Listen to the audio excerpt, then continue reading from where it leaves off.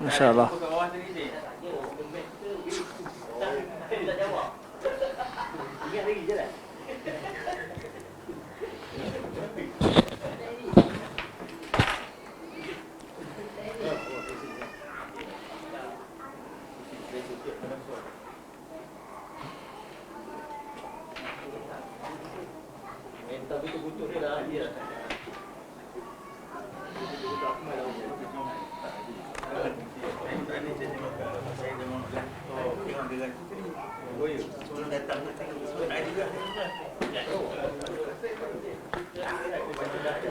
Assalamualaikum warahmatullahi wabarakatuh.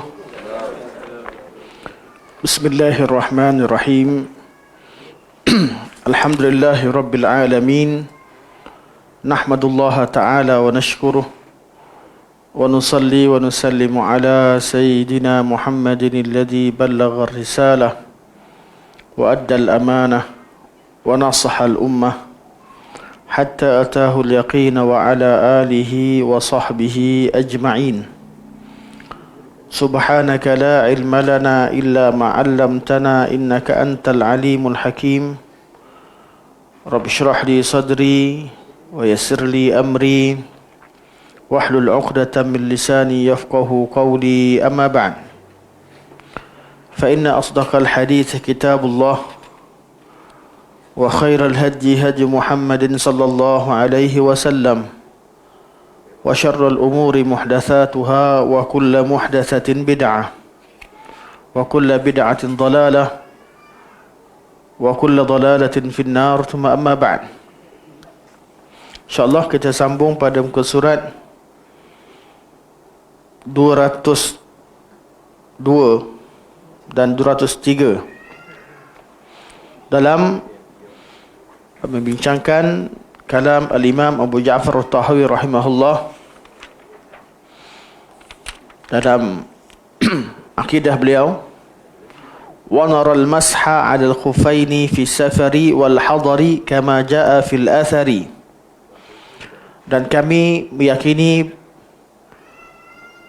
disyariatkan menyapu ke atas kedua khuf ketika dalam musafir, dalam keadaan safar dan hadar, seperti mana ianya disebutkan dalam asar. Sapu atas khuf ketika safar 3 hari 3 malam, dan ketika hadar 1 hari 1 malam. Seperti mana kita sebutkan pertemuan yang lalu, masalah sapuan di atas khuf ini pada asalnya merupakan masalah fiqh, dan sampai sekarang ia masalah fiqh. Namun dimasukkan dalam kitab-kitab akidah bertujuan untuk membezakan antara ahli sunnah wal jamaah dan ahli bid'ah. Kitab akidah kadang-kadang membicarakan tentang rukun iman pertama sampai rukun iman yang ke-6. Kadang-kadang dimasukkan sekali semua jenis perkara ghaib.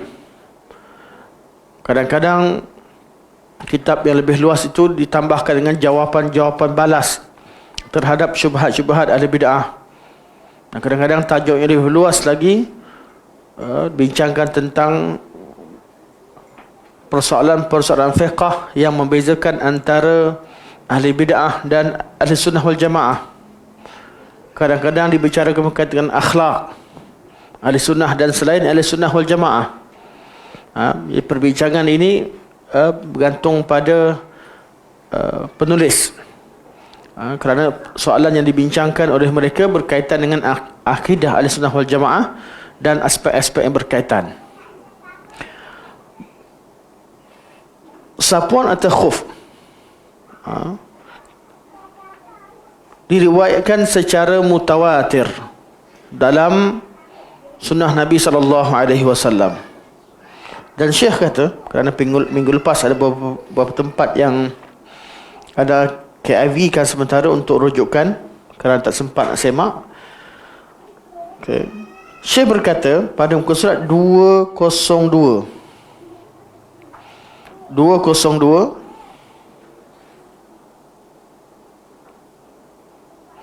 Beliau kata, mereka yang telah meriwayatkannya, iaitu meriwayatkan sapuan atas khuf dan meriwayatkan cara wuduk Nabi SAW. Mereka yang telah meriwayatkan selepas mereka ramai bilangannya, lebih ramai dari bilangan yang meriwayatkan lafaz ayat ini. Lafaz ayat iaitu lafaz ayat suratul Ma'idah. Apa maksud kalam di sini? Setelah saya rujuk, maksudnya perawi yang meriwayatkan cara wuduk Nabi SAW dan sapuan khuf lebih banyak berbanding dengan perawi yang meriwayatkan cara wuduk berdasarkan ayat Al-Quran, yang menceritakan tentang perbuatan Nabi, cara wuduk Nabi, lebih banyak berbanding perawi yang mengajarkan cara wuduk berdasarkan ayat Al-Quranul Karim.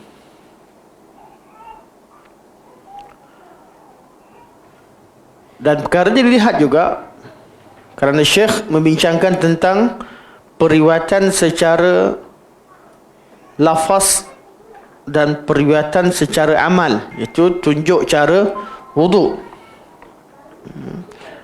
Perawi tunjuk cara bagaimana berwuduk mengikut cara yang diajarkan oleh Nabi SAW. Jadi secara amaliahnya pula, orang Islam, semua orang Islam mereka berwuduk.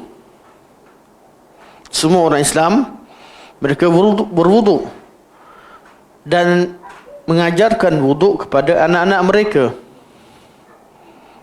Kita tahu sekarang ni bincang pasal apa? Pasal mutawatir. Berbanding dengan ayat suratul Ma'idah, ada di kalangan orang Islam yang tak hafal ayat surah Ma'idah. Mereka meriwayatkan cara wuduk dengan amaliyah daripada Nabi SAW. Lebih banyak jumlah yang meriwayatkan secara mutawatir dengan cara amaliyah ini, lebih banyak berbanding dengan yang meriwayatkan cara wuduk mengikut ayat Al-Quranul Karim, beristidlalkan ayat Al-Quranul Karim. Kerana soalan ini kenapa timbul? Sebab golongan Khawarij dan golongan Syiah mereka tak terima pensyariatan sapuan khuf, dan Syiah secara khusus mereka tak terima ayat basuh kaki zuhur dan butun, dari atas dan bawah. Syiah wuduk macam mana? Wuduk macam biasa, sapu muka, tangan, basuh muka, tangan, sapu kepala dan sapu kaki. Tak basuh. Sapu bahagian mana? Bahagian atas.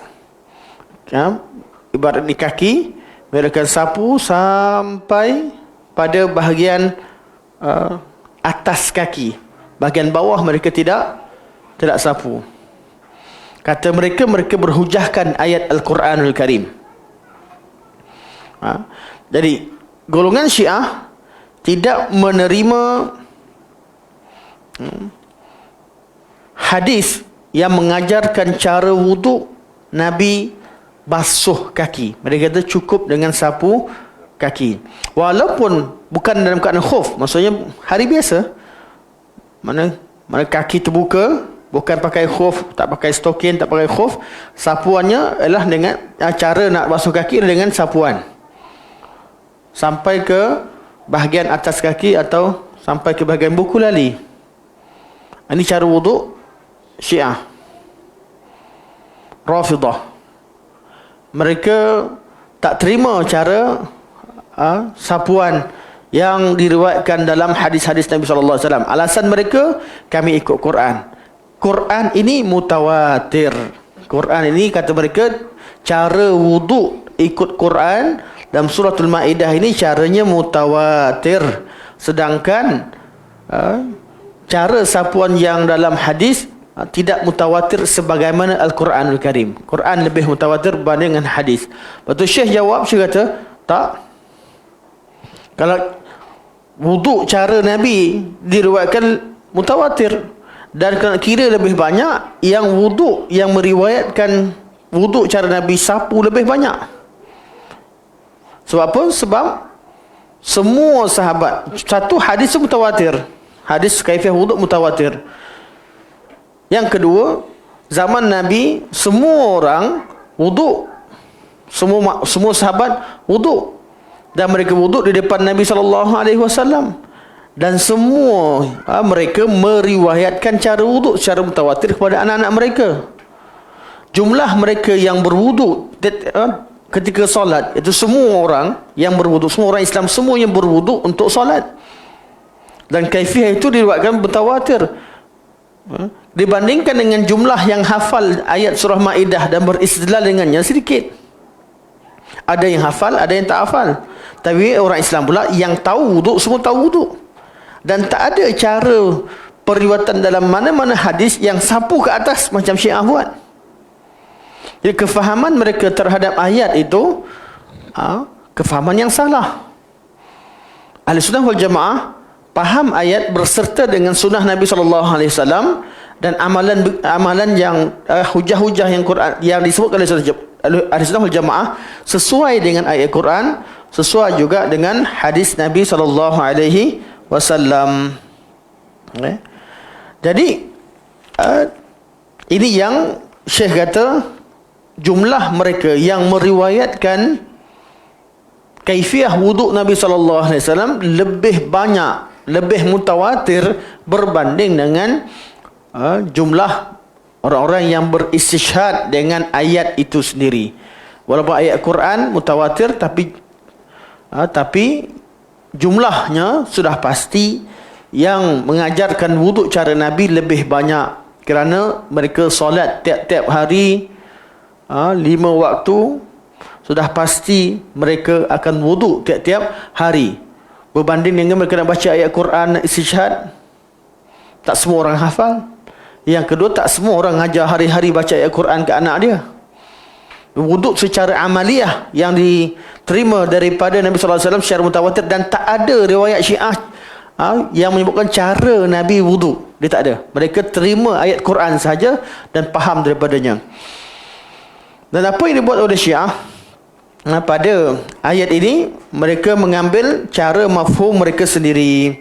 Itu yang kita kaitkan pada pertemuan yang lalu. Maksud kenapa disebutkan jumlah perawi ayat ataupun kaifiah wuduk lebih banyak berbanding jumlah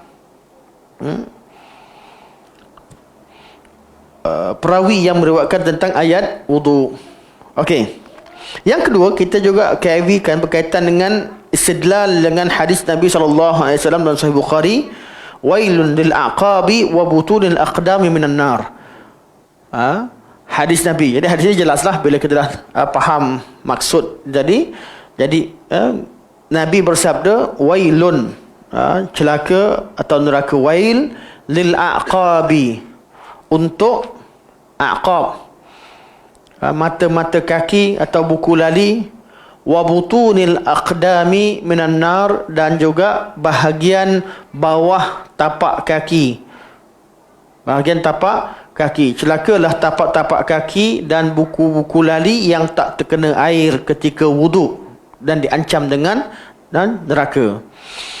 Jadi itu yang kita tangguhkan. Jadi ayat itu jelaslah bahawa hadis Nabi SAW ini mengenai, diriwayatkan di Bukhari, hadis yang sahih, Nabi SAW menyebutkan bahawa celaka bagi buku lali dan bahagian bawah tapak kaki yang tidak terkena dengan air wuduk.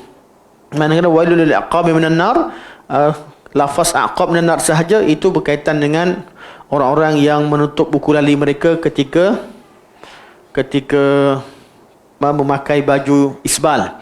Manakala yang berkait hadis ni wailun lil aqabi wa butunil aqdami minan nar, ia berkaitan dengan orang yang berwuduk tetapi tidak kena anggota yang wajib mereka basuh. Kita wajib basuh sampai ilal ka'bain, sampai ke buku lali, aqab, sampai kepada kawasan buku lali. Jadi hadis ini berkaitan dengan wuduk. Berkaitan dengan wuduk. Okey. Sambung insya-Allah. Kata Syekh, sedangkan jika membasuh kaki itu wajib, maka membasuh keseluruhan anggota adalah satu bebanan yang tidak disukai oleh sifat tabi'i sebagaimana sifat ni terjemahan ni tuan-tuan, kita kena baca Arab dia. Sebab saya dapati masalah-masalah yang detail. Macam mana market masuk ni?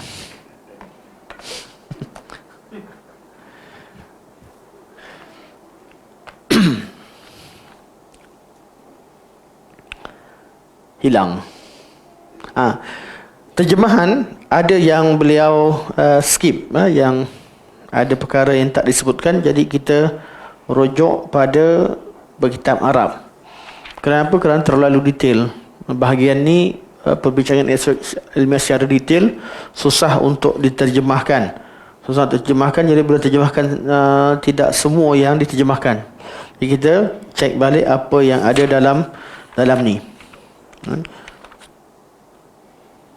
Nak baca pada awal lah supaya nampak lebih jelas. Okey. Telah mutawatir dari sunnah Nabi SAW cara Nabi mengajarkan sapuan atau khuf, dan cara Nabi SAW mengajarkan mengajarkan kaifiyah basuh kaki. Golongan Rafidah telah menyelisihi sunnah Nabi yang mutawatir ini.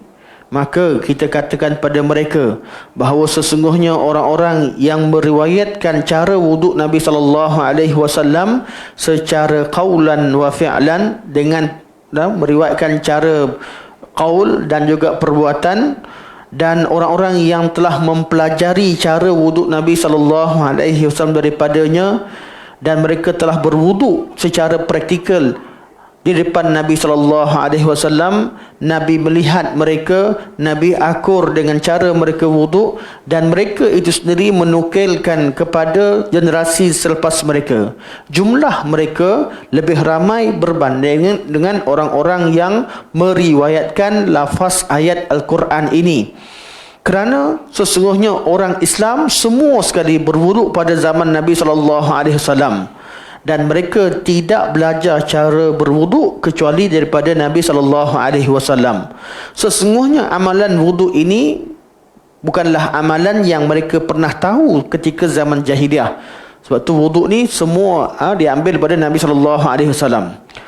Dan mereka, iaitu golongan sahabat, telah melihat Nabi SAW berwuduk dengan jumlah yang sangat banyak. Dengan melihat Nabi wuduk banyak kali yang tak terhitung jumlahnya. Dan mereka juga menukilkan cara wuduk Nabi dengan membasuh kaki mengikut hadis Nabi SAW. Dan sehingga nukilan daripada Nabi SAW tentang cara basuh kaki dan juga cara sapu khuf ini diriwayatkan dengan pelbagai wajah dalam kitab-kitab hadis dan dalam riwayat-riwayat yang sahih dan selainnya. Jadi ada yang sahih begitu banyak, yang tidak sahih pun ada. Sebab itulah cara wuduk ini adalah mutawatir. Kemudian Syekh kata wailun lil aqabi wa butunil aqdami minan nar.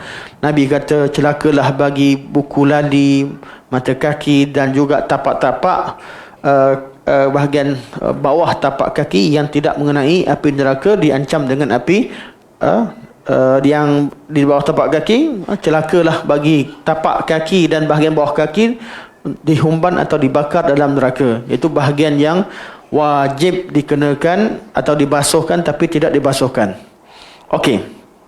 Kata Syekh, ma'a anna al-fardha idza kana al-masha zahir al-qadami, kana ghaslul jami'i kulfahu ma anna al-fardha idza kana masha zahiril qadami kana ghuslul jami'a kulfatan la tad'u ilayhi ittiba' kama tad'u ittiba'u ila talab ar-riyasati wal mali falau jaza at-ta'nu fi tawatur sifat al-wudu' lakana fi naqli lafz ayat al-wudu' aqrab ila al-jawaz.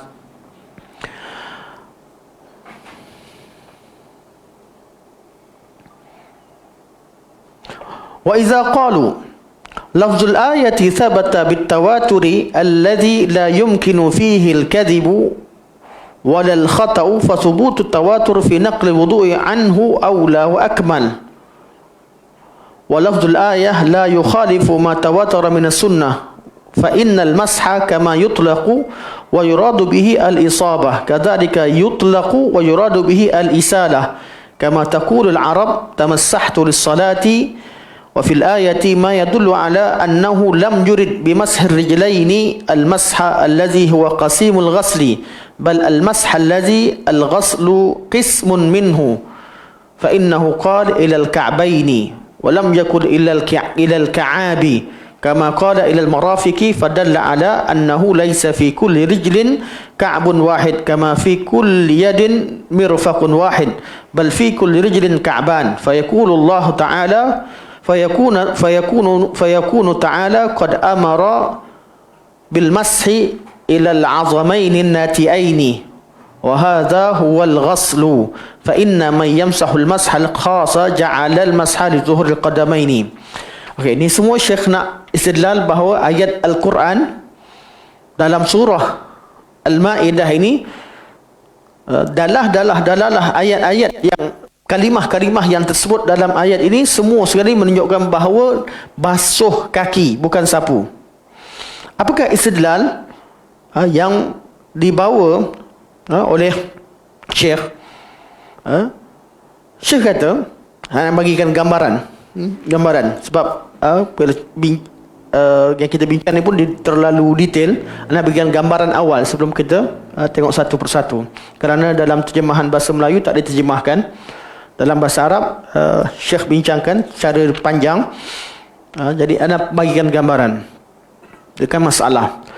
Untuk satu, Syiah dan juga Khawarij salah sebab apa? Sebab tolak sunnah Nabi SAW yang mutawatir.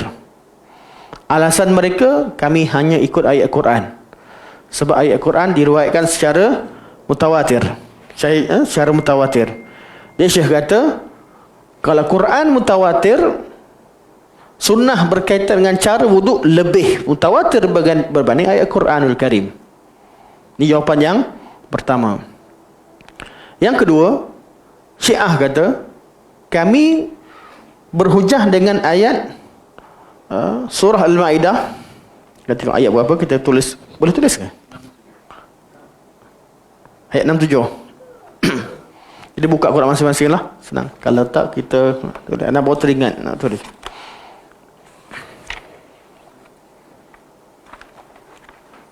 Okey. Dia kena buka baru kita nampak.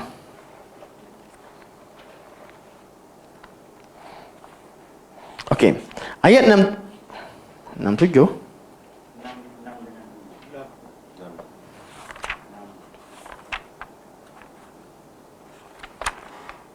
Okey, baik. Jazakallahu khair.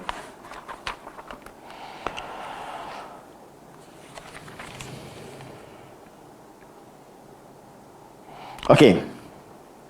Allah kata, ya ayyuhallazina amanu idza qumtum ila sholati, semua dari Quran ya. Okey. Allah kata, faghsilu wujuhakum wa aydiyakum ilal marafiqi wamsahu bi ru'usikum wa arjulakum ilal ka'baini. Okey. Tengok pada ayat wamsahu bi ru'usikum wa arjulakum ilal ka'baini. Bahagian anggota wuduk lain tak ada khilaf. Sekarang kita sedang bincangkan tentang bahagian kaki. Nak sapu atau basuh. Ini berkaitan dengan ayat wuduk. Kata Syiah, sapu. Ahli Sunnah kata basuh. Hujjah Ahli Sunnah pada riwayat pada bacaan qiraat kalimah wa arjulakum dengan baris atas mansub. Jadi ayat dia macam mana? Allah kata, ya wahai orang beriman, apabila kalian ingin solat, hendaklah kalian basuh muka dan kedua tangan, basuh muka-muka kalian dan tangan-tangan kalian sehingga ke siku. Okey, selesai. Dan sapu kepala kalian, wa arjulakum, dan kaki kalian. Dan kaki kalian sapu ke basuh? Ikut pada baris arjulakum, baris atas mansub, sama dengan anggota-anggota sebelumnya. Allah kata faghsilu wujuhakum, bukan wujuhikum, wujuhakum. Sebab apa? Sebab dia mansub, maf'ulun bih. Wa aydiyakum, juga baris atas, ilal marafiq. Okey. Jadi ayat ni basuh muka, basuh tangan, dan bahagian kaki, bahagian kepala sapu, dan kaki barisnya atas juga, artinya basuh. Walaupun di tengah-tengahnya ada perkataan wamsahu birusikum, sapu kepala kalian. Tapi kita nak tengok ayat kalimah arjul, kaki ni ikut mana? Ikut basuh ke atau ikut sapu? Kata ahli sunnah ikut basuh. Sebab kalimah wa arjulakum, barisnya baris atas mansub, sama dengan wujuhakum dan aidiyakum. Jadi muka basuh, tangan basuh, kaki pun basuh. Jadi kenapa ada wamsahu biruusikum di tengah-tengah? Kenapa tak ayat Quran sedang faghsilu wujuhakum wa aydiyakum ilal marafiqi wa arjulakum, baru wamsahu biruusikum? Kan senang baris sama. Sebab jawapan ahli sunnah, sebab Allah SWT meraihkan tertib ketika wuduk. Ayat tertib ketika wuduk ini, hujah ni diambil oleh hujah mazhab Syafi'i secara khusus kerana mewajibkan tertib dalam wuduk. Jadi kenapa? Ni dalil kenapa katakan wuduk ni wajib tertib. Sebab ayat ni Allah sebut tentang basuh muka, basuh tangan, sapu kepala dan basuh kaki. Basuh kaki. Kalau ikut pada bentuk huruf, barisnya basuh.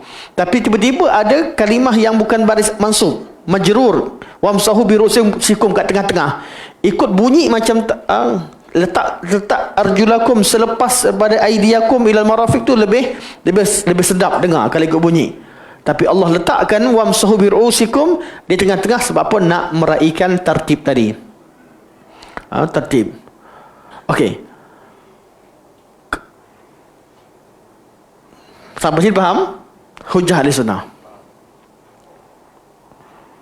Syiah berhujah dengan riwayat, kata okey, fine, kalau itu jawapan kalian, kami pun ada jawapan. Qiraat, salah satu daripada qiraat yang mutawatir juga, diriwayatkan ayat ni faghsilu wujuhakum wa aydiyakum ilal marafiqi wamsahu biruusikum wa arjulikum. Ada tak? Ada. Jadi basuh muka kalian dan basuhlah kedua tangan sampai ke siku, sapukan kepala kalian dan sapukan kaki. Syiah kata ini pun riwayat mutawatir. Jangan main jawab orang Syiah.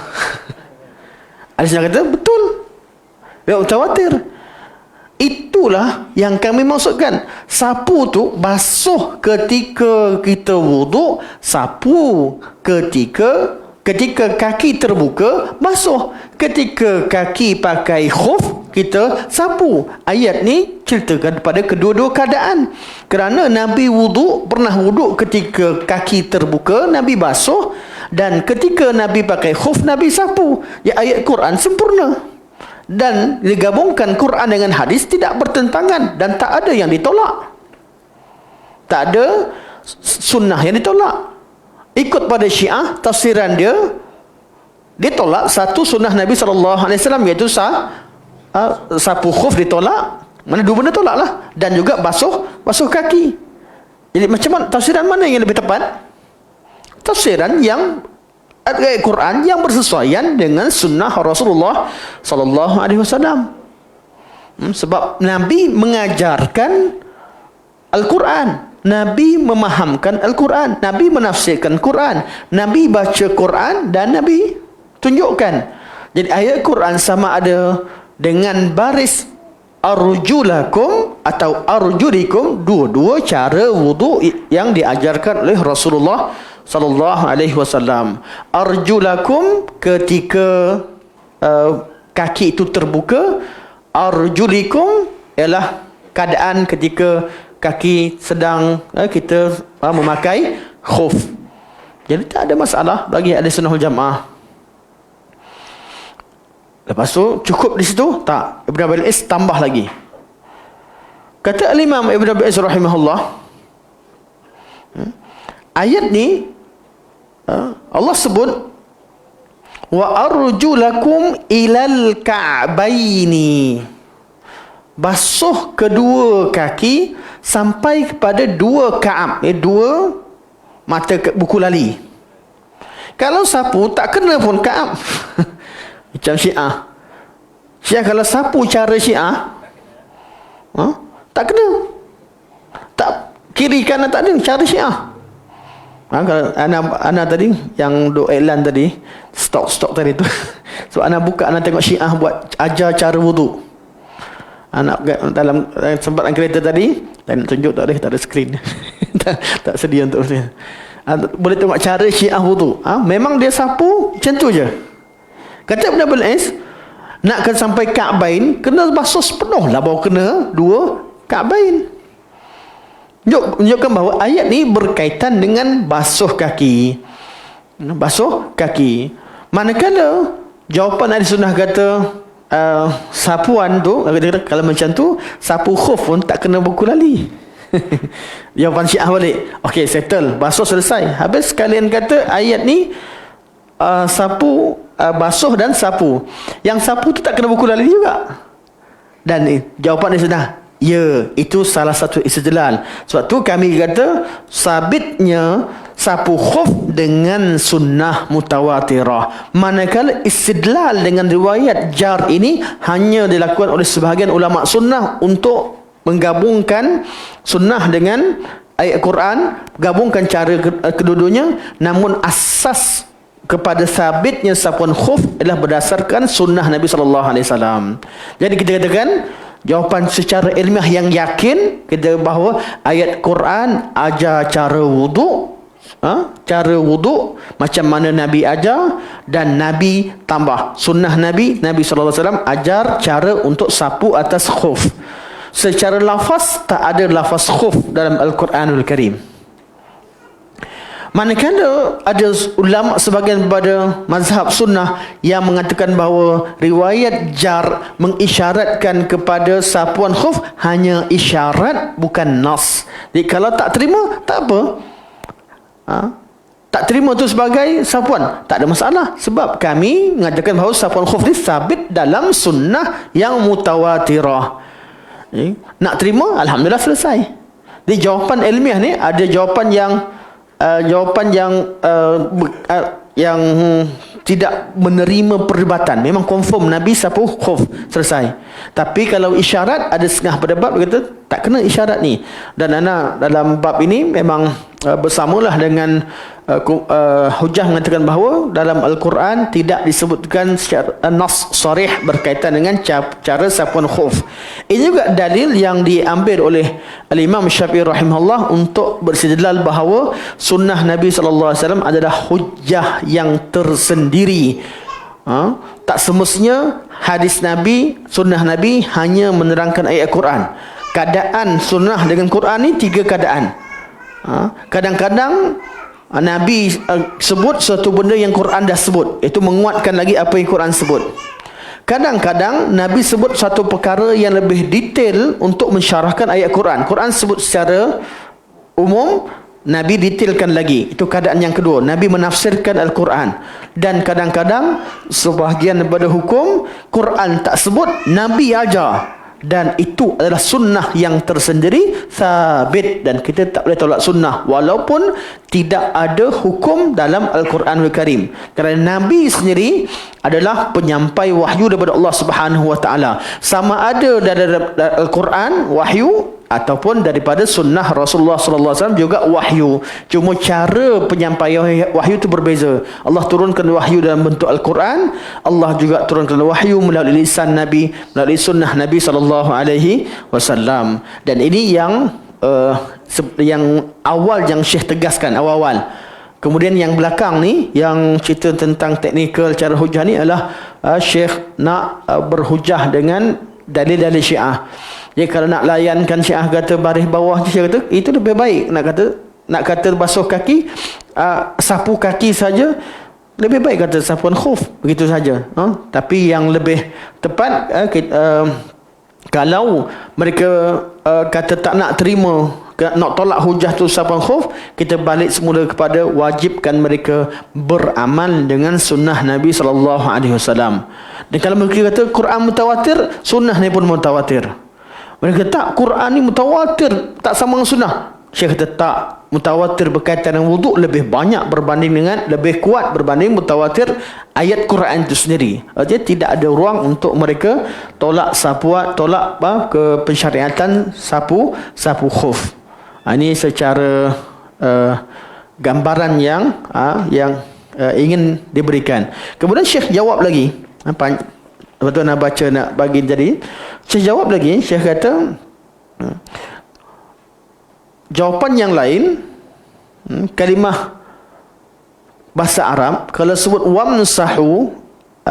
wamsahu bi ru'usikum wa arjulikum, kalau bagi bawah sekalipun, kata Syekh, tak semestinya kalimah masah tu masah artinya sapu saja.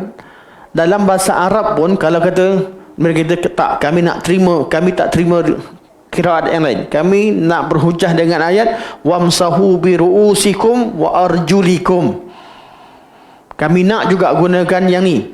Cuba jawab. Syekh kata senang. Kalimah al-masah dalam bahasa Arab bererti sapu juga bererti basuh. Satu orang Arab kata tamassahtu lis-salah. Ni Syekh kata kama taqulul Arab tamassahtu lis-salah. Orang Arab kata aku tamassahtu, aku berwuduk untuk salat, tapi mereka gunakan kalimah tamassahtu, aku berwuduk untuk salat. Tamassahtu bererti tawaddatu, tapi mereka gunakan kalimah masah. Jadi sama ada dengan basuh atau dengan sapu, wuduk itu orang Arab guna tamassahtu. Jadi kalau macam tu, nak ikut mana satu? Ikutlah sunnah. Kalau nak gunakan ayat macam keliru, rasa keliru mana satu makna dia, yang mana sapu, yang mana basuh. Nak kata sapu, tamassah, al-masah juga digunakan untuk basuh.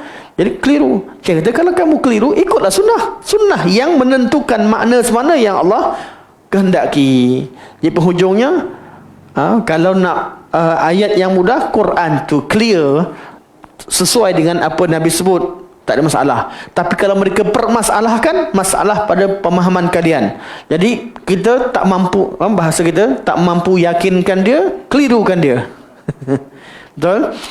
Jadi sunnah ayat Quran jelas, cara Nabi wuduk jelas, tak bertentangan. Kita bagikan hujah, bagi hujah. Kemudian didatangkan hujah untuk keliru yang kita jawab. Last sekali dia kata, habis macam mana yang kami punya? Kami fahamkan begini, kami faham begini. Kita kata pahaman kamu keliru. Jadi cara pertama kita jawab supaya dia clear, faham idea kita. Cara kedua kita kelirukan fahaman dia. Last sekali pening. Dia tak ada jalan lain kecuali dia mesti ikut sunnah Nabi sallallahu alaihi wasallam. Ini secara ringkas berkaitan dengan apa yang disebutkan oleh Syekh dalam bab sapuan khuf. Jadi kalau kita lihat pada hujah-hujah yang disebutkan, hujah-hujah yang lain berkaitan dengan bahasa. Jadi anda rasa cukup sampai sini kot, kerana tidak diterjemahkan. Kita ikut penterjemah lah. Yang lain tu hujah-hujah bahasa.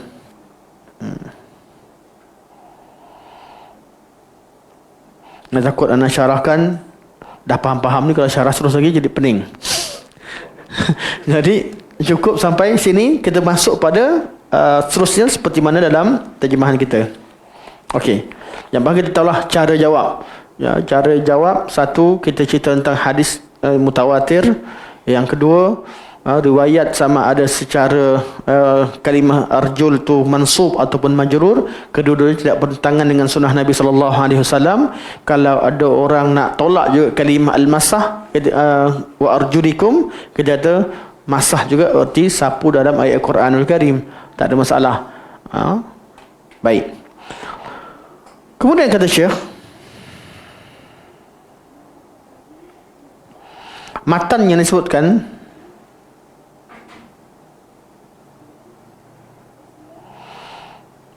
okey, apa yang tuan-tuan perlu buat? Satu, wailun lil aqabi wa butulul aqdam minan nar, muka surat 203 tu anda sebut pada lepas, potong mana buang dia punya terjemahan. Sebab terjemahan salah 100%. Anda pun tak potong lagi sebab minggu lepas tak buat kitab. Itu pertama. Yang kedua, matan seterusnya pun salah. Beliau tidak membawakan, tidak menterjemahkan matan, tetapi yang ada dalam kurungan saja. Nampak tu? Disebutkan kurungan tapi tak sebut matan.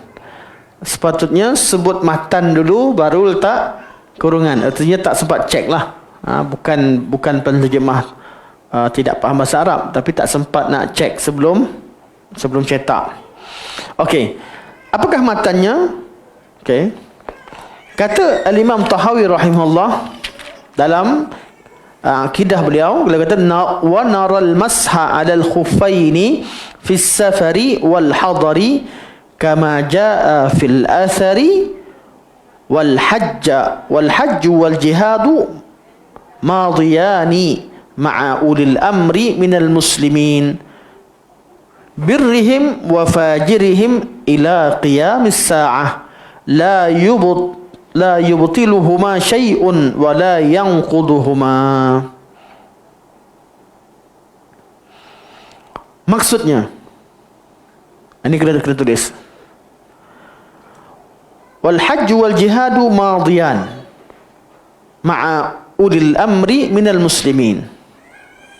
Ibadah haji dan ibadah jihad ianya dilakukan bersama pemimpin-pemimpin kaum muslimin, birrihim wa fajirihim ila qiyamis sa'ah. Sama ada pemimpin yang baik atau pemimpin yang jahat, ila qiyamis sa'ah, sampai hari kiamat.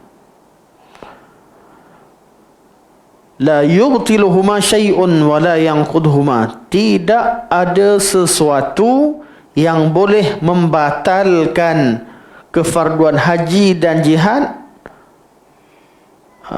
Tidak ada sesuatu yang boleh membatalkan kewajipan haji dan jihad bersama waliul amr. Bukan begitu. Ini matanya. Kata Syekh apa? Selain dari bab saputul khuf selesai. Ini bab apa? Bab fiqh yang dimasukkan. Bab fiqh seterusnya yang juga menjadi perbincangan, bab berjihad dan juga bab melakukan ibadah haji bersama pemimpin. Kerana Syekh sekarang fokus pada golongan Khawarij. Khawarij tolak khuf. Pada masa sama Syiah pun tolak sapuan khuf. Jadi Syekh jawab pada kedua-dua kumpulan tadi. Seterusnya berkaitan dengan haji dan jihad. Haji dan jihad, ijma' ulama hanya bahawa haji dan jihad dilakukan bersama dengan pemimpin. Urusan jihad, urusan haji yang melibatkan seluruh umat Islam di dunia ini, perlu ada yang memimpin. Perlu ada pentadbir. Sampai ada orang kata Saudi dah tak Islamik, lepas tu tak nak pergi haji, tak nak pergi jihad, tak nak ikut sebagainya. Ini salah. Ini bukan, buku ni bukan buku Saudi. Ni buku ada zaman sejak dulu lagi.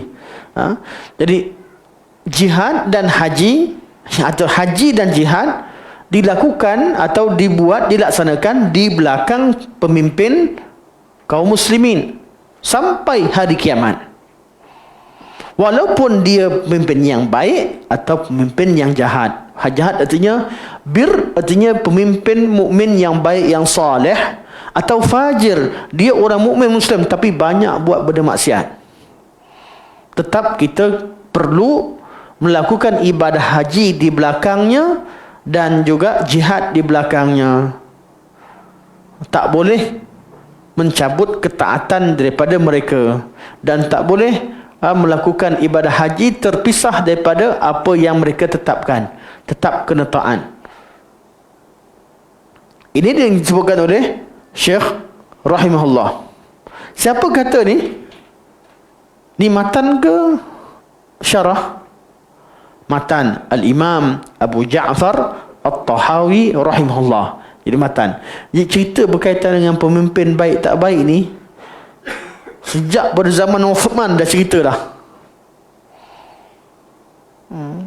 Pemimpin begini begitu, tak puas hati, sampai bunuh Sayyidina Uthman. Tak puas hati dengan Sayyidina Ali. Ada lagi ke orang lebih baik pada Uthman dan Ali? Tak ada. Ni Khulafa' Ar-Rasyidun. Kalau kita mengharapkan pemimpin sempurna baru kami taat, sampai kiamat tak ada pemimpin yang boleh ditaati.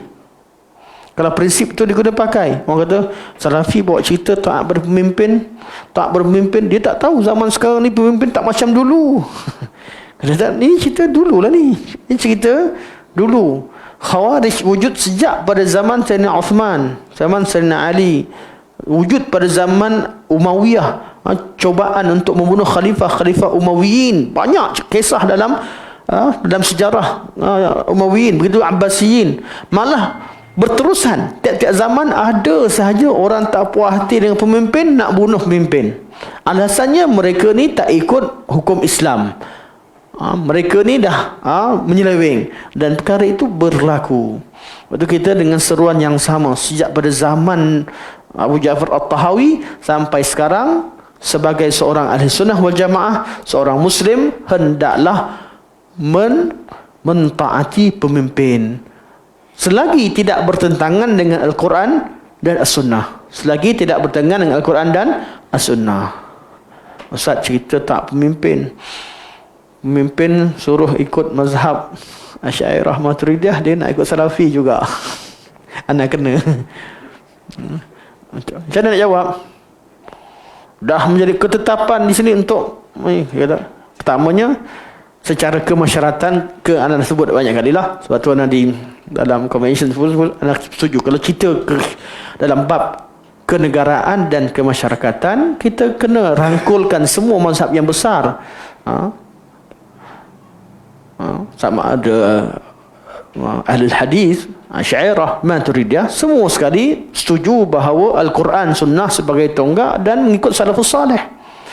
Tapi secara ilmiah, dalam majlis kita secara spesifik, secara ilmiah dan hujjah, kita dapati bahawa yang bab perselisihan antara Asy'ariyah, Maturidiyah dan Salafiyah tak banyak banding dengan semua mazhab yang lain.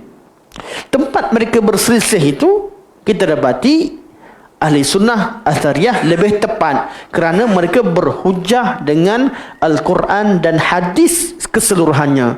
Tempat khilaf antara Asy'ariyah Maturidiyah adalah bab ilmu kalam. Pada part-part melibatkan ilmu kalam, sama ada berkaitan sifat, berkaitan dengan beberapa tempat lain berkaitan dengan jabar atau af'alul ibad sebagainya, kita kata itu merupakan kesilapan, salah. Jadi dalam keadaan kita tidak mengeluarkan mereka daripada Islam yang umum, kita juga tetap menyatakan yang tepat, yang hak, adalah apa yang sesuai dengan dalil Al-Quran dan As-Sunnah. Kenapa tak ikut je pemerintah?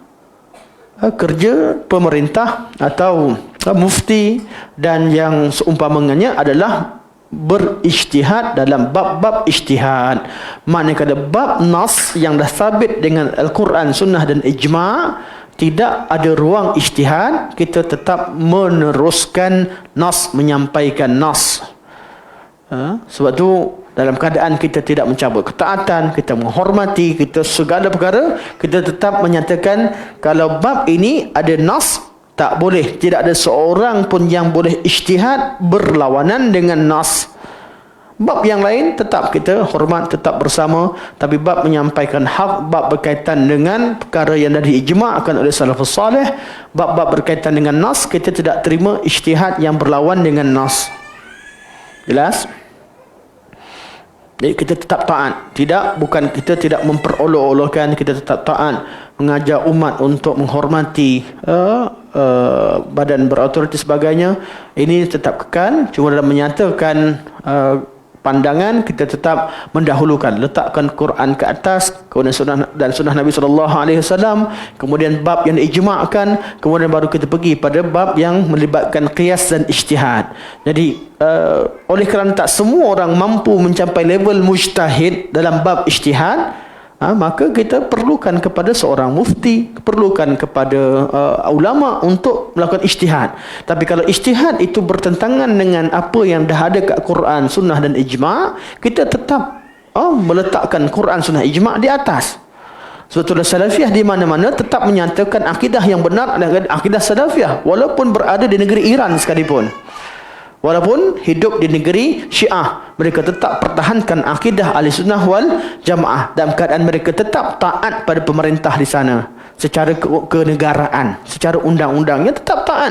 Kita tak boleh kata negara Syiah, jadi orang-orang Syiah yang ada, orang-orang Ahli Sunnah ada kat Iran kena lawan dengan kerajaan sana. Tak, tetap kita kata kerajaan tu sah dan dia masih Muslim, secara umum lah, secara mana ni, secara begitu jelas, maka mereka perlu taat bermimpi Muslim di tempatnya dalam keadaan mereka tetap menegakkan akidah yang benar. Manakala berkaitan dengan urusan ijtihad, cukaian, kena bayar cukai, kena ambil lesen, kena apa semua sekali urusan-urusan lesen dan lesen kenderaan dan sebagainya, tetap mereka kena ikut pada pemerintah, ijtihad pemerintah. Bab ibadah, nas. Jangan pula, kami duduk kat negara Syiah, kami nak semayang ikut cara Syiah. Tak. Semayang ikut cara Nabi. Bab akidah, bab ibadah, bab nas, mana boleh kita ikut siapa-siapa, ikut Nabi. Sebetulnya kita bukan sekadar pada golongan Syiah. Hatta dalam Ahli Sunnah wal Jamaah, mazhab yang 4 sekalipun, kita tetap ikut mazhab, belajar semua sekali. Tapi kalau didapati ada satu perkara yang bukan ulama 4, tapi di furu' ulama dah pecah sejak daripada zaman taksis mazhab sampai pada zaman intishar, sampai pada zaman ashabul wujuh, sampai pada zaman golongan yang mengikhtisarkan mazhab, sampai kepada golongan yang mensyarahkan, sampai pada zaman Hawashi, yang kemudian sampai pada zaman sekarang ni. Mana zaman dipanggil zaman jumud. Zaman jumud artinya tak ada ruang ijtihad, ikut sekatu-katu, syarahkan saja apa yang ada. Dipanggil istilah tu lah zaman inhisar, zaman ke belakang. Fiqh mazhab dah tak ada lagi perbincangan yang berbentuk ilmiah dan istidlal, hanya ikut. Sama zaman mana sekalipun kita ikut. Inilah zaman pembentukan mazhab, zaman ulama berijtihad. Namun tetap prinsipnya sama, dahulukan Al-Quran dan Sunnah Ijma'. Jadi kita ikut semua sekali apa yang ulama sebut, tapi sampai pada bab akidah, bab ibadah, tak boleh kompromi. Bila ada di kalangan ulama mazhab, ashabul hawashi, ataupun siapa-siapa yang kemudian sebutkan amalan-amalan yang tidak ada sumbernya daripada Al-Quran dan Sunnah, kita tanyakan dalil. Kalau ada dalil, tunjukkan. Kalau tak ada dalil, kami tak berani buat, walaupun ada dalam kitab. Kita tak boleh paksa orang ikut, ni ada dalam kitab. Betul? Mana dalilnya? Tak semestinya dalil jumpa. Ada kemungkinan datang daripada Nabi SAW. Ya kan? Dalil kemungkinan bukan dalil. Kemungkinan itu hukum asal pada semua bab. Hadis dhaif pun kemungkinannya betul. Hadis maudhu' pun kemungkinannya betul. Apa beza dengan sufi yang buat benda Nabi tak ajar tu ada kemungkinannya? Mimpi guru saya. Mimpi dia confirm ke salah? Ada kemungkinan betul. Dia guru dia ijtihad. Guru saya dapat ilham. Pergi sekian-sekian. Buat amalan sekian. Ilham guru saya. Kata tu tak betul. Ada 100% ke tak betul? Mungkin ada ilham yang betul. Kalau main mungkin, tak ada satu benda yang selesai. Sesuatu yang mungkin itulah yang memerlukan pada dalil untuk meyakinkan. Sama. Jadi ilmu kita, dalam bab, semua bab, kita kena cari dalil. Kerana bab mungkin, kalau bab yang mustahil, confirm kita tolak dah. Tapi kalau bab yang ada kemungkinan, itu yang perlu kita isbatkan apa yang kita sampaikan. Kita sabitkan. Jangan gunakan dalil mungkin. Mungkin sahaja. Walaupun tak jumpa walaupun tak jumpa ayat Quran, tak jumpa dalil, tak jumpa hadis, tak jumpa sanad, tapi mungkin sahaja datang. Sampai bila nak pakai mungkin? Sebab tu cara kita mengikut mazhab, ulama-ulama dakwah mengajarkan kita supaya kita wala kepada dalil itu utama. Ikut semua sekali. Tapi kalau walaupun guru kita cakap satu benda, orang yang kita muliakan cakap perkara tak ada dalil, kita minta.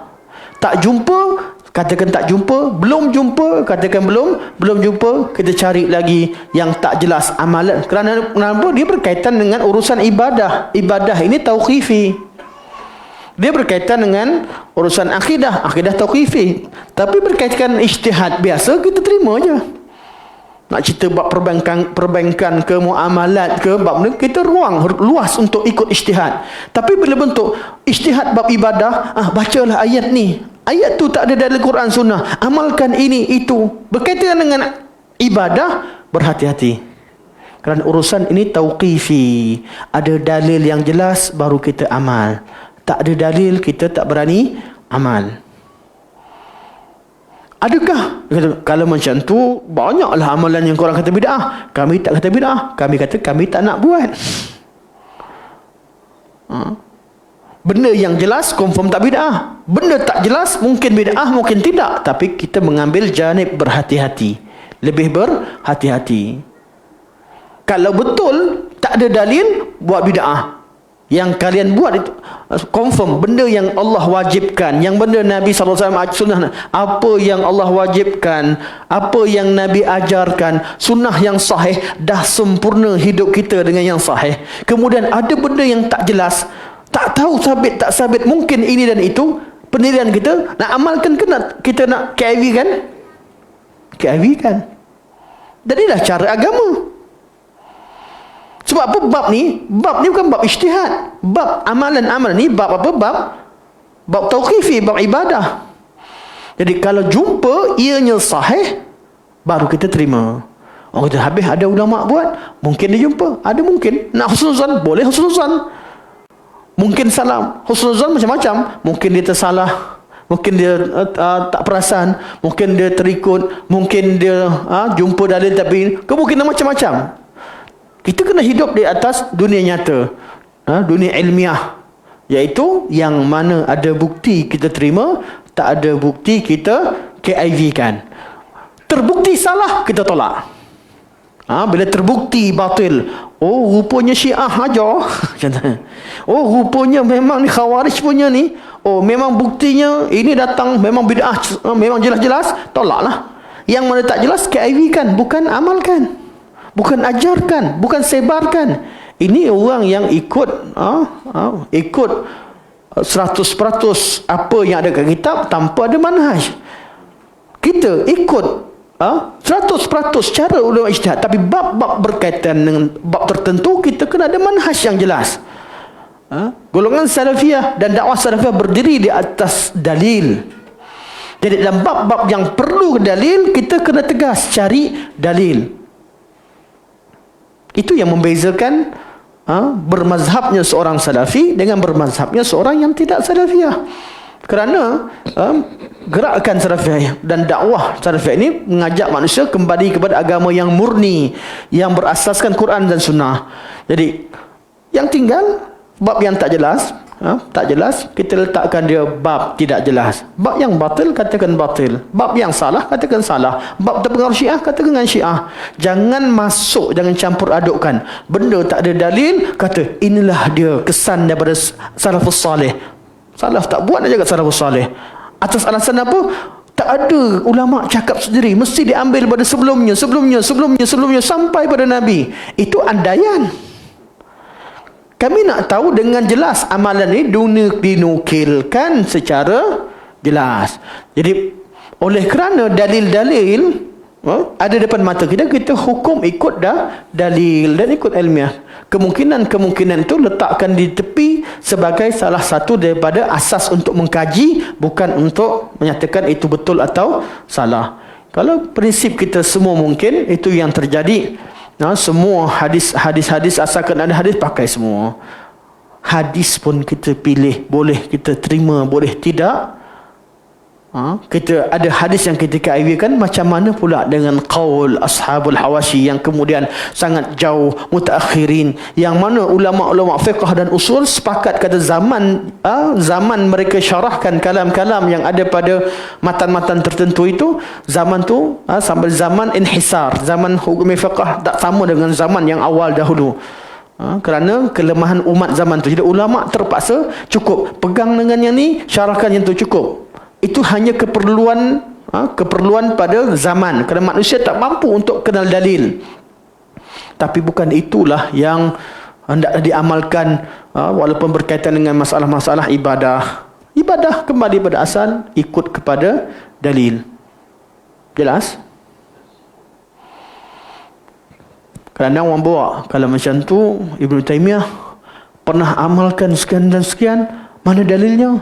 Ibnu Qayyim sama, Ibnu Taimiyah, Ibnu Qayyim, Ibnu Qudamah, siapa saja tak ada dalil, kita katakan, kita sangka baik dengan mereka, mungkin mereka betul, mungkin mereka salah, mungkin sebagainya, mungkin itu yang mereka juga benar, tapi kita berdiri di atas nas, berdiri di atas ilmiah. Kalau ada diajarkan, kita ikut. Kalau tak, kita kata rahimahullah Syekhul Islam Ibnu Taimiyah rahimahullah akhta fi hadzal bab. Tenang, beliau tersalah dalam bab ini. Kita bukan ajak bila kata Salafi ni, Ibnu Taimiyah tak salah. Tak pernah ada seorang Salafi kata Ibnu Taimiyah tak salah, Ibnu Qayyim tak salah. Malah ulama-ulama dakwah kemudian selalu mengatakan rahimahullah Syekhul Islam qad akhta'a fi hadzal bab. Rahimahullah beliau Syekhul Islam Ibnu Taimiyah rahimahullah, beliau dah bab ni beliau tersalah. Itu perkara biasa dalam bagi orang yang ikut manhaj salaf. Jadi ramai orang zaman sekarang pergi cari korek kesalahan Syekhul Islam untuk kata, tengok, kau kata Ibn Taimiyah salah lah. Sama, yang lebih teruk, dia bukan korek kesalahan Ibn Taimiyah, dia korek kesalahan yang dirasa salah zaman salaf tu. Salaf semua betul ke? Dia pergi cari korek dalam sejarah yang mana boleh kata salah. Semua salafus salih akan dicari. Ada yang korek kesalahan Abu Hanifah, ada yang pergi korek kesalahan Ibnu Khuzaimah, ada yang pergi korek kesalahan Qadhi Iyad, ada yang pergi korek. Kita kata kita hidup di atas ilmiah. Ulama yang apa yang dah berlaku, ulama dah sediakan, dah berjasa, hormat mereka, terima apa yang mereka salah, apa yang mereka silap dan sebagainya. Kita cari keuzuran untuk mereka. Tak jumpa keuzuran, kita husnuzan. Mungkin kita tambah husnuzan, mungkin jumpa dalil, kita tak jumpa lagi, kita bagi kemungkinan. Tapi tidak berarti kita terima. Husnuzan tak boleh kita terima. Kita tetap berada di atas kaedah ilmiah yang jelas. Kalau jumpa mereka salah dan berikan keuzuran, mungkin hadis tak sampai, mungkin sekian dan sekian, kemungkinan tetap dalam keadaan kita tetap hormatkan mereka.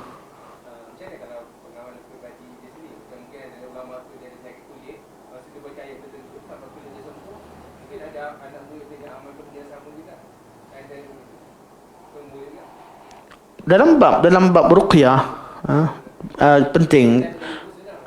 Terima kasih. Soalan dia cantik. Bab ruqyah, bab berkaitan dengan ruqyah, dia tidak macam bab ibadah. Bacaan-bacaan Quran dibaca dengan tujuan ibadah, nak dapat pahala, itu tauqifi. Tapi bacaan Quran dengan tujuan untuk penyembuhan, itu bukan tauqifi. Jelas? Ada benda yang Nabi ajar. Ada benda yang orang sakit dia baca ruqyah ayat tertentu. Kat situ adanya tajribah, diterima mujarabah. Dan banyak benda yang dikaitkan dengan Syekh Ibn Taimiyah rahimahullah berkaitan dengan benda-benda tajribah tadi. Tajribah. Kerana beliau selain daripada seorang jihad fi sabilillah, beliau juga ruqyah orang. Tolong orang ruqyah, baca ayat ni. Ayat ni apa, kalau ada ulama baca sembuh.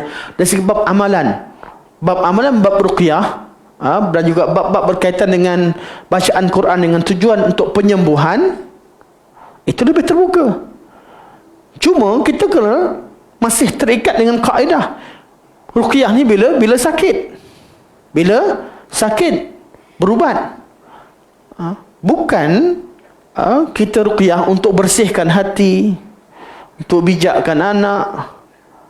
Itu buat doa lain. Ruqyah berkaitan bila adanya sakit. Jadi bila kita perlu letakkan dawabit supaya orang tak gunakan alasan kerana tak perlu pada dalil pergi buat apa-apa suka hati, buat amalan suka hati. Tak, kita tak letakkan ni.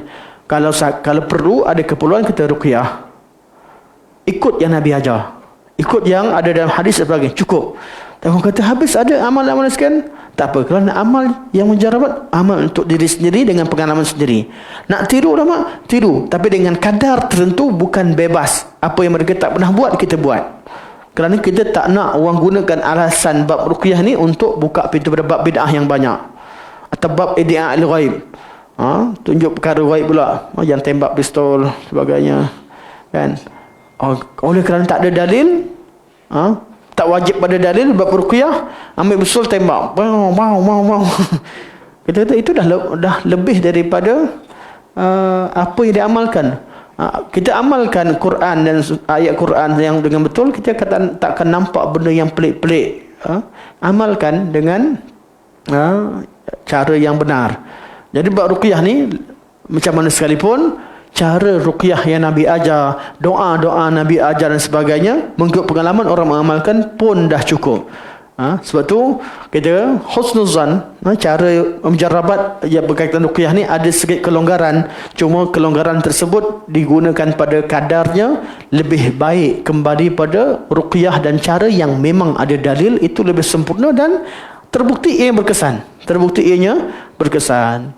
Jadi ruang kat mana? Kalau ruang sikit amalan yang tidak jauh sangat lari, contohnya guna daun bidara untuk ubat sihir, contoh, ada ruang. Nak cari dalil tak jumpa. Yang tak sampailah tabur satu rumah dengan satu ni, dia akan jadi benda tu pelik. Islam ni bukan benda pelik. Setakat kita juga tidak menolak ilmu dan takhasus dalam bidang tertentu berkaitan dengan bab-bab yang ada ruang untuk ijtihad atau ada ruang untuk beristidlal dengan tajribah atau pengalaman. Jelas ya? Baik. Tapi tak boleh gunakan tajribah bab-bab yang menyelisih sunnah. Sunnah Nabi dah ajarkan, kemudian diajarkan tajribah sekian dan sekian. Tak bolehlah. Bab dah ada sunnah, Nabi dah ajar, ikut. Tapi bab-bab tertentu, pengalaman tertentu akan ada, kita temukan ulama lebih terbuka dalam bab ruqyah dan bab ruqyah dan sebagainya. Mereka gunakan pengalaman mereka dalam mengubati. Kalau antum masuk dalam bidang ruqyah, automatik kita akan bergantung pada tajribah. Automatik. Secara kita tak sengaja. Contoh, nak bagi satu supaya tutup. Ana pernah dululah, bila orang minta ruqyah, nak ruqyah. Ada satu orang ni, bila tengok dia, badan kita jadi macam kena tembak dengan racun. Sedap. Rasa macam kena elektrik. Kalau biasa kita baca orang tu dia cakap buat muka sana sini syaitan, jin dia buat, kan? Kita tengok muka dia dah teruk, tak sampai kita. Tapi pengalaman pernah sekali, dia tak tahu panggil apa. Kalau orang ubat tu mungkin jumpa kan, mata dia tu kalau bertentangan mata dengan dia, badan kita rasa macam kena current. Terkejut. Jadi kita jadi takut untuk ni. Jadi sambil baca, nak buka mata kita pula takut. Sebab kalau tengok mata dia, badan kita rasa sejuk tu datang macam kena karen. Tapi sejuk lah, bukan elektrik. Satu badan kena. Jadi pengalaman peribadi lah. Jadi dalam masa tu rasa takut timbul. Tapi ni kan syaitan. Ni syaitan ayat Quran kata. Ni ayat Allah. Takkan kita pula nak tutup mata dia. Dia pula yang ni kan. Jadi anak pengalaman anak masa tu, anak terus tengok muka dia, anak baca Bismillahirrahmanirrahim, anak ludah ke mata, tiup ke mata dia kan. Dia tengah buka jalan Bismillahirrahmanirrahim. Last sekali tak buka mata sampai ke sudah. Sampai dia sedar. Oh, lain kali jumpa macam tu lagi. Pernah kalau kita jumpa Bismillahirrahmanirrahim, tiup kat mata, tutup mata. Tahu dah. Tak ada dalil tapi pengalaman jumpa jenis macam ni, Bismillahirrahmanirrahim, tiup je. Kan? Kadang-kadang geram sangat ludah juga. Jadi kadang-kadang betul lah bab ini, bila bab tak ada dalil, kadang-kadang kita terpaksa melakukan perkara. Sebab apa? Nak buat cara macam mana lagi? Jumpa macam tu lagi. Kita dah ada pengalaman, cara macam ni boleh kalahkan jenis sihir ke atau jenis ini. Jadi ada ruang. Tapi janganlah sampai bebas buat satu benda yang sangat pelik dalam agama ini, supaya kita tak naklah agama ini dikaitkan dengan perkara-perkara khurafat, kerana pintu khurafat itu datang daripada perkara yang asalnya diberi ruang kelonggaran sedikit, mereka buka sangat luas. Wallahu taala alam. Subhanakallah wa bihamdika asyhadu an la ilaha illa anta astaghfiruka wa atubu ilaik. Wa sallallahu ala sayyidina Muhammad wa ala alihi wa sahbihi wa baraka wa sallam. Walhamdulillahirabbil alamin. Assalamualaikum warahmatullahi wabarakatuh.